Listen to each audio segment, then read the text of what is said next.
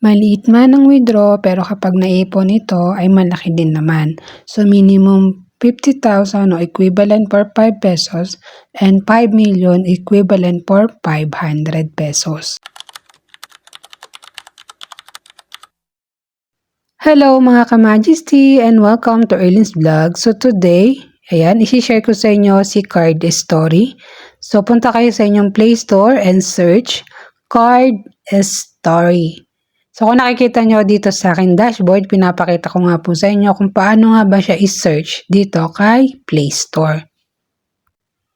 So kung natapos nyo na siyang i-download, ay click nyo lamang yung play. So kapag naka-install na kayo, i-connect nyo lang yan sa Google nyo. So kung nakikita nyo, ito ang aking dashboard. So nakailang payout na din ako dito. Isang 20 pesos at isang 5 pesos. So ito yung mga withdraw niya. Minimum 5 pesos, 20 pesos, 50 pesos, 200, and 500. So yan yung iipunan nyo galing sa mga card. So balik tayo dito sa aking dashboard. Ito yung mga card na pwede kayong makaklaim dyan na diamond. So may mga surprise box dyan.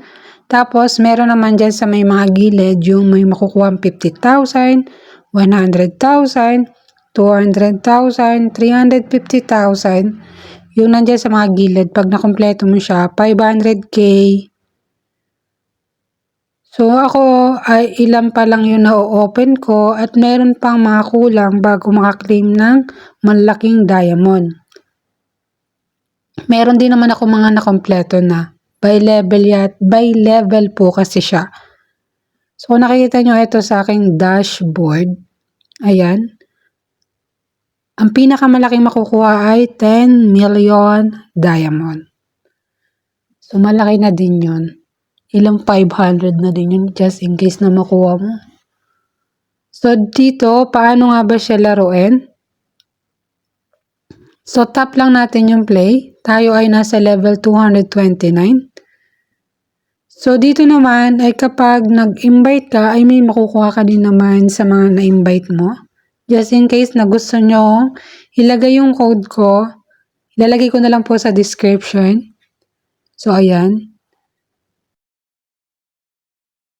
So balik tayo dito at magpi-play na tayo. Pakita ko sa inyo kung paano siya laruin. Ayan guys, kukumpletohin lang natin yung part na missing dito sa card na to. So itap lang natin yung mga wala.